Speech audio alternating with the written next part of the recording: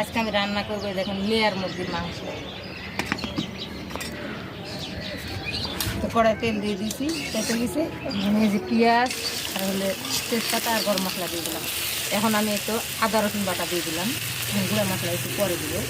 গরম মশলা দিয়ে দিব, হলুদ মরিচ দিয়ে ধনিয়া গুঁড়া দিয়ে দিলাম, গরম মশলার গুঁড়া আর লবণ করবেন দিয়ে কষাব। তো মশলার মধ্যে আমি টমেটো দিয়ে দিলাম, দিয়ে একটু কষাবো। এই তো এখন আমি মাংসগুলো দিয়ে দিব, মশলা কষানো হয়ে গেছে।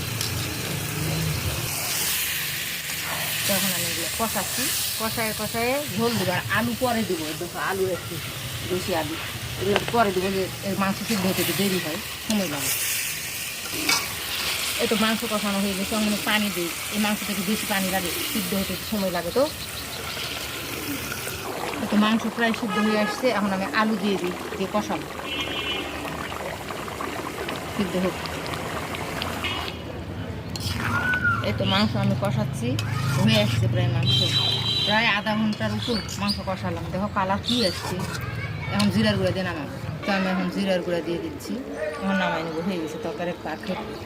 এই তো হয়ে গেল আমাদের লেয়ার মুরগির মাংসের তরকারি। দেখো কত সুন্দর হয়েছে না কালার।